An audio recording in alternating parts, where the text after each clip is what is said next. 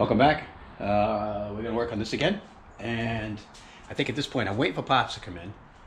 So I think what I'd like to do is I want to try to realign that door over there, and I think today we're going to pop the wheel well back in and reattach the fender and get that all squared away, because I don't really need it off anymore because the emergency brake is now fixed. So without further ado, let's work on realigning that door. All right, so the door is hitting this. Let me put the light on for a second. The door is hitting that latch a little on the high side, and it kind of lifts up a tiny bit when you close it, but you have to slam it to get it to latch. So I have to jack underneath the door, and I'm just lifting it a tiny bit. And I'm going to go in here and loosen up the mounting bolts for that door, and then hopefully we can get the door to go up about 1/8 of an inch. Should take care of that problem. Let's see. All right, you can see here the door gap's not great, but so the door went up probably about 1/16 of an inch, but it was still rubbing a tiny bit. So what I did was I just loosened this, slid it down a tad bit, and then tightened it back up again. And now door shuts pretty good. So fixed. All right, we can cross another thing off. Adjust doors. Done.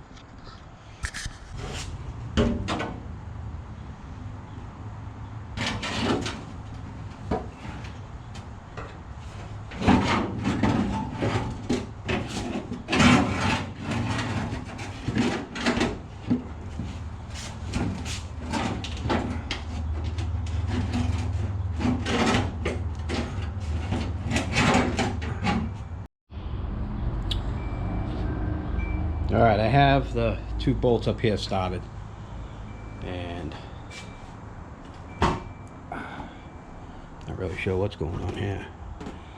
So we're gonna have to get the front done now, and this probably should pull in. So let me get on that.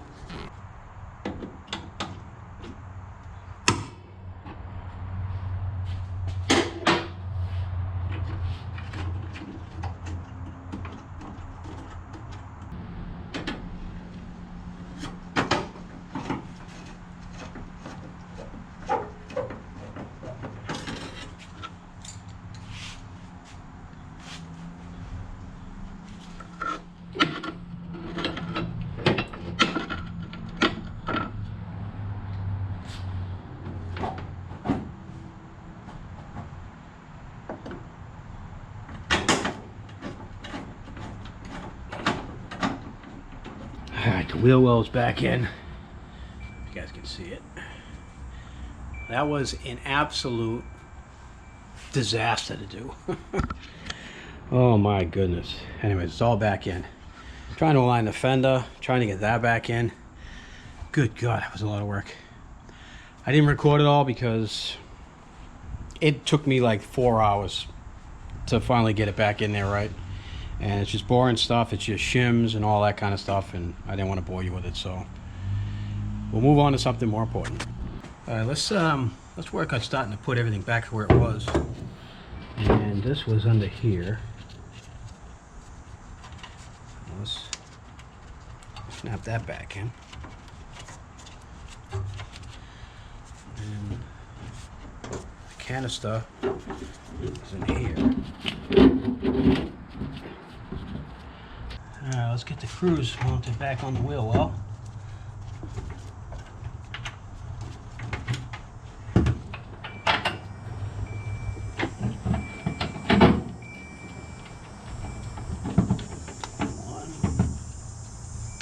Alright, so all the difficult stuff is done. Now it's just assembly. So what I'm going to do right now is I think I'm going to put the steering back together, and this is what we're going to do. So here's the new steering components. We have the drag link, the pitman arm, not the pitman arm, the idler arm, and tie rod ends. We also got the new adjusters for both sides. So what I'm going to do, I'm going to climb under there right now. I'll record most of this, and I'm going to mount the idler arm, and then the center link, and then the rest. All right, we're gonna get the bolts for the idler arm inside these holes here. So I'm gonna use a magnet, try to fish them through.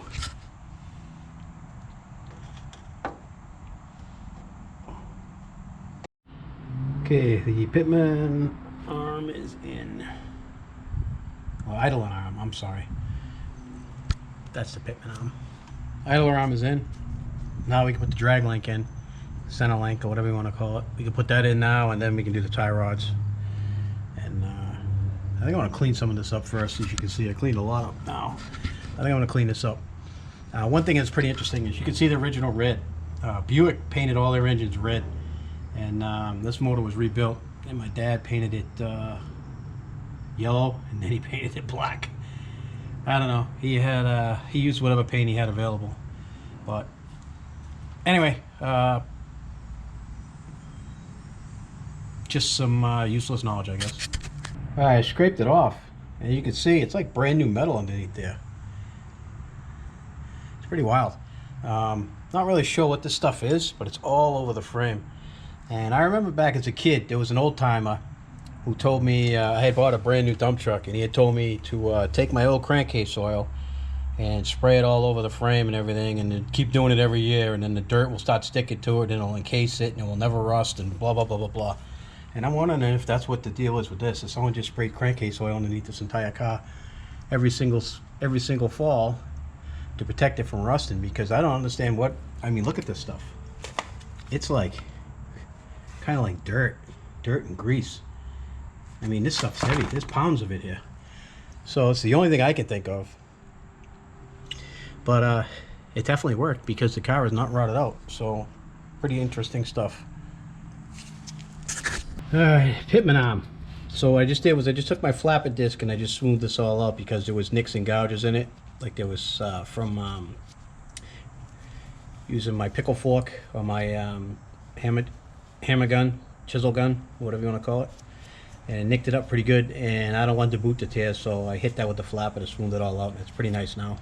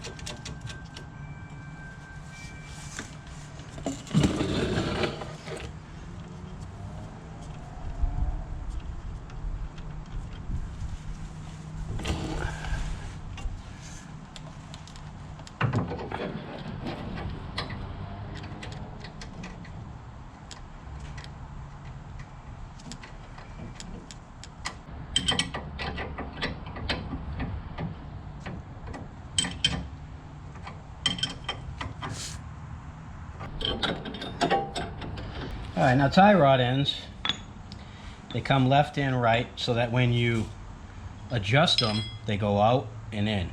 So you got to make sure you have a left and a right, and the threads should be opposite, which these are. So now we want to make sure that we start these the right way.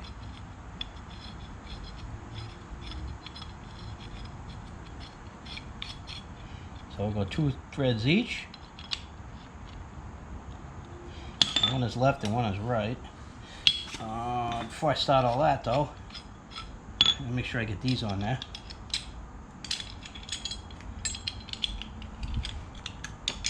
Make sure those are on.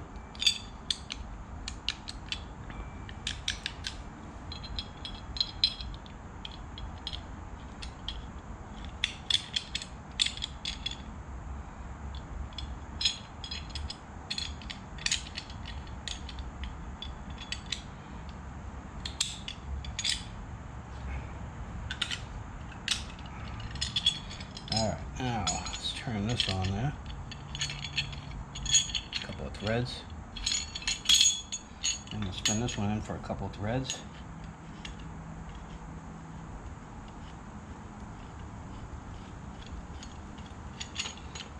Alright. Now, I think I want to spin this in there pretty far. So let's spin this in.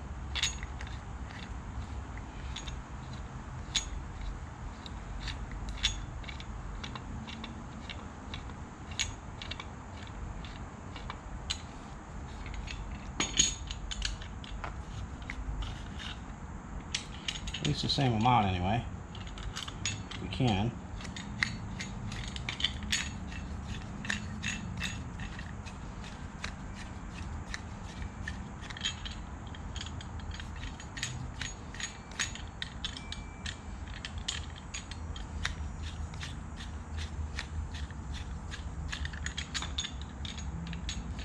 Alright, now what we're going to do is we're going to go outside and we're going to measure the distance from center to center on one side, and then we're going to go ahead and put this in.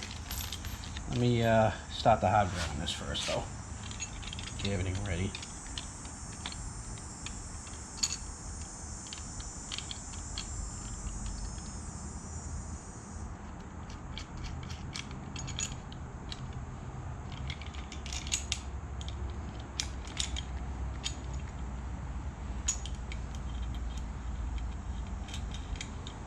Okay. There we go. Alright, I'm going to go measure the other one. Okay, 18 1/8. And I just adjusted this to 18 1/8, which is close enough for us to go and get a alignment. Alright, now it's time to put the stabilizer bar links on. And you can see here that it's missing. So I am going to do that right now.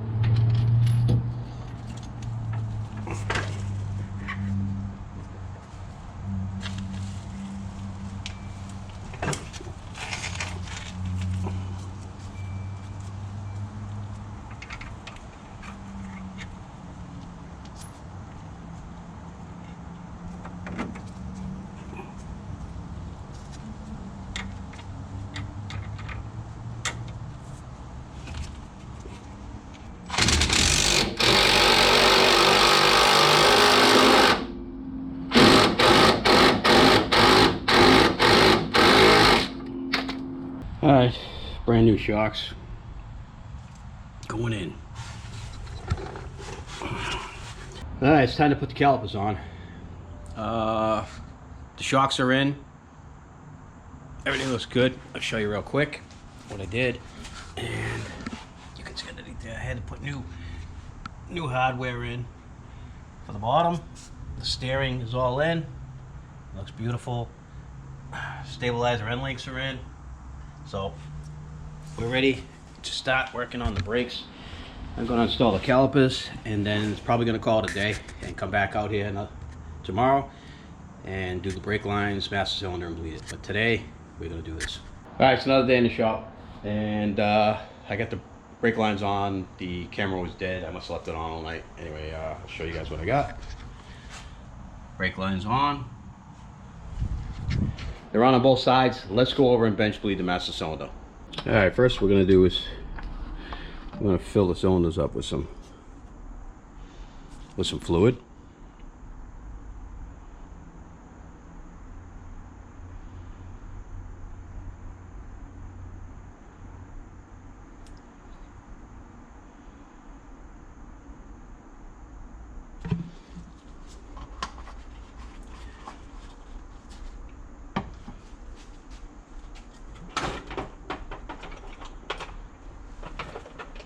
And we're going to gently pump it.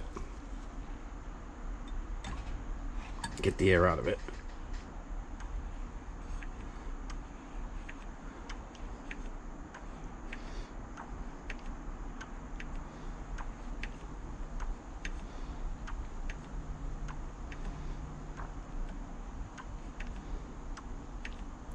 Until there's no more air.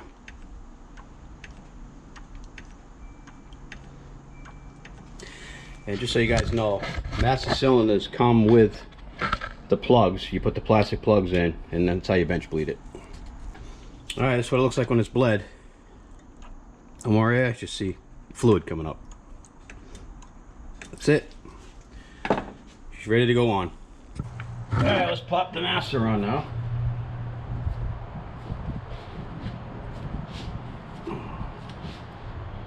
Get this out of the way temporarily.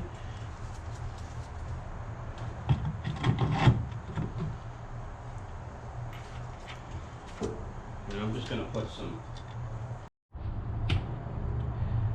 master cylinders mounted. Now I'm going to take these plugs out and hopefully not make a mess. And I don't want it to leak all over my freshly painted stuff, because brake fluid is very corrosive. So I'm going to get ready to pop this in there straight away.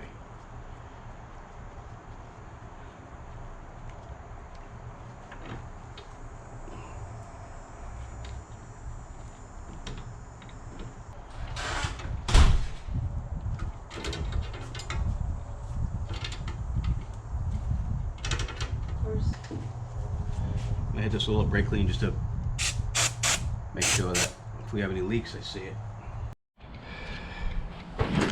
Alright, I'm going to tighten these wheel bearings because they are a little bit sloppy.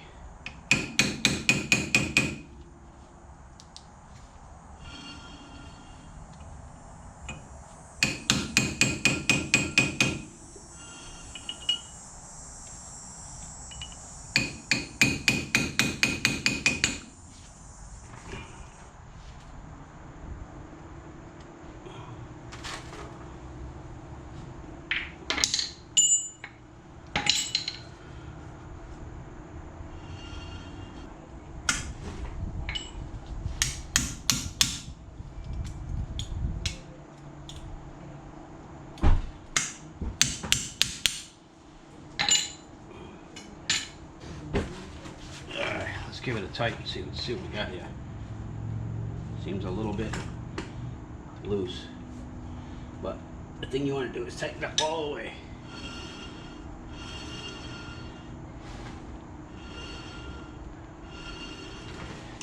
As tight as you can go, and then back it off until you get to the first place you can put a cotter key.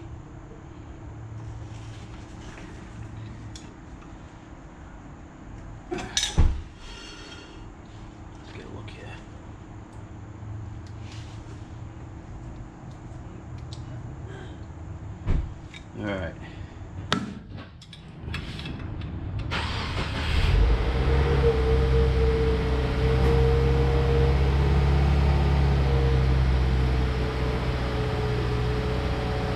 That's it right there.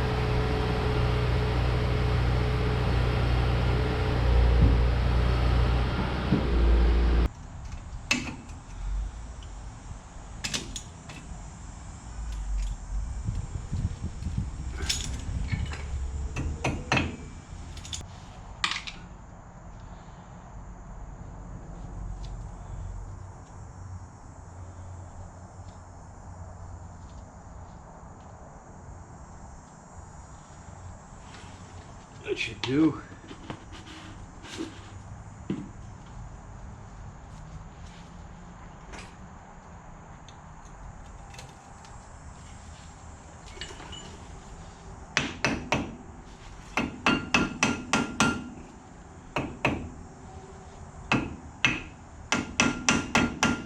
Alright guys, let's cross off some of the list.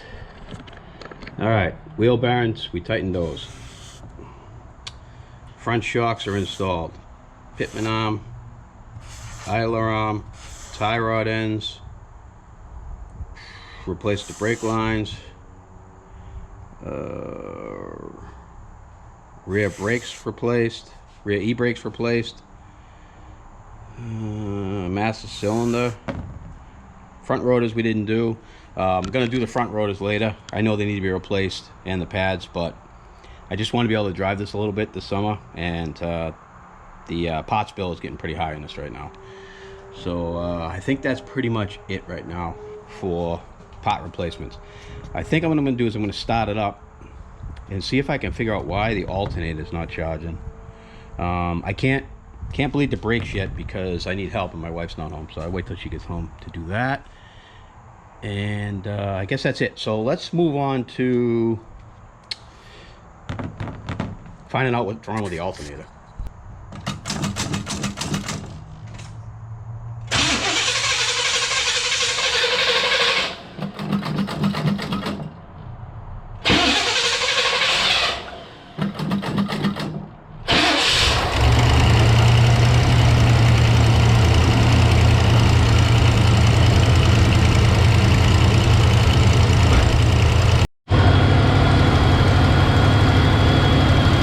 Test the alternator. I'm going to go into the prong of the alternator, and it should be 14 volts coming out of this thing, and if it's not, you know it ain't charging. Yeah, it's not charging. It's only 12 volts. That's basically what the battery is. So I need to get a new alternator. Alright guys, as you can see, the brake light is no longer on, which is great, but my directionals don't work. So I don't know if that's the flasher or a bulb. Alright, I noticed that we have a oil leak right here. And this car has been sitting here for like 3 weeks and it has not dropped. It has not let a drop down of anything. But now all of a sudden, it's leaking. And I think if you look up there, it looks like it's coming out of the oil pan. So I am gonna, and pay no mind to that clamp on there.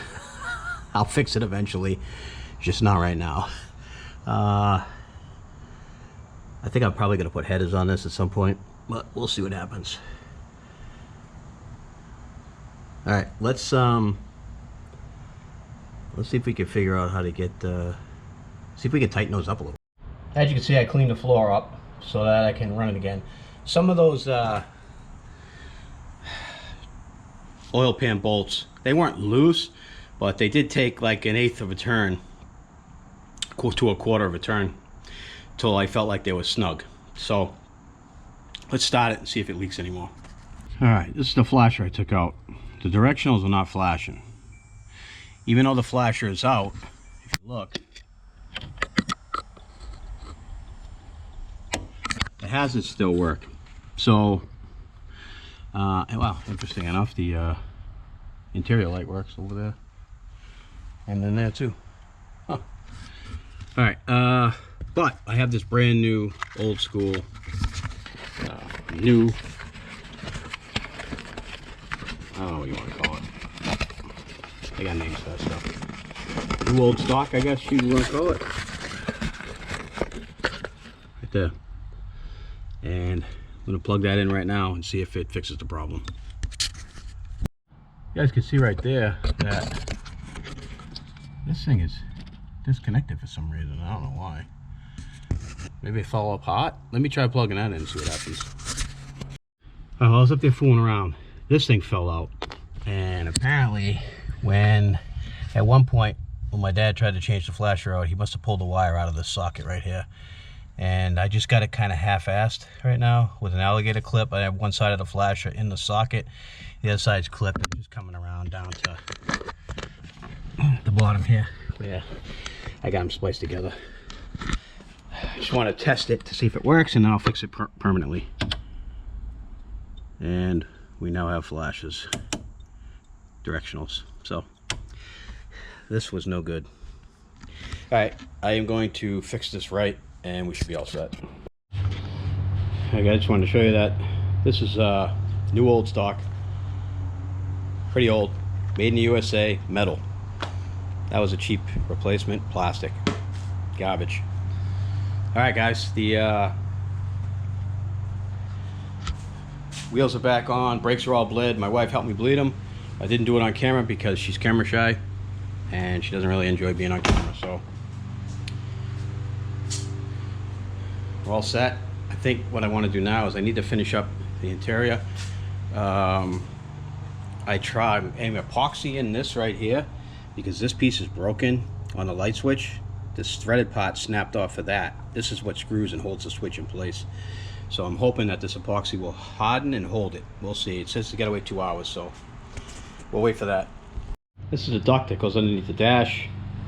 I'm gonna clean it with super clean, and let's see how it does on this 40-year-old dust. Super Clean did a fantastic job. It looks brand new. Guys, Super Clean doesn't sponsor the channel, but they do give me products to use on the channel to kind of rate them to see how they are. Check them out. I've used quite a bit of this stuff, and I like all of it so far. Give it a shot, see what you think. So the transmission had a shifting problem. It shifted manually when I did it, but it didn't do it automatically. It would stay in first gear, and then if I pull down the second, it would go into second, and vice versa. So same thing with drive, like third. So I was just looking into it. I thought maybe the modulator was bad, but I just looked over here, and the vacuum line going down to the modulator wasn't even in the rubber hose. It was kind of just resting there. So I pushed it all the way in and put a clamp on it. Hopefully that'll fix the shifting problem. All right guys, it's off the lift. I just took it for a ride, and the brakes are real squishy, spongy. They grab and stop, but it takes a while. The pedal's almost on the floor, so they need to be bled more, and I will do that tomorrow, but I won't record it. So this is pretty much it for this. I don't really see any more videos coming for a little while on it, maybe over the winter, but I just gave it a bath, cleaned it up. It looks really good. It pretty cool car. Gets a lot of looks, that's for sure, when I'm driving it around. It's not perfect, far from it. We are raining. Water is running down a couple of spots inside the windshield, so the seal up here is not so great, so I'll have to take the molding off and take a look at that. Water is going through the top of these seals, but I do have these seals, so I will replace them. I need to get these are completely shot. Water's going down in the door, so, but for the most part it's good. It's still a floaty boat though. It's just it's not a handling machine, even with all the new shocks and everything, and the stabilizer bar in the front. I may have one in the back, but I don't think it's going to help much. It's just a big floaty boat, heavy car, but it's pretty cool, and that's pretty much it on this. So I want to thank you guys for watching. Like, share, subscribe, all that stuff. There'll be more content on this car in the future, and stay tuned for that. And once again, thanks for watching.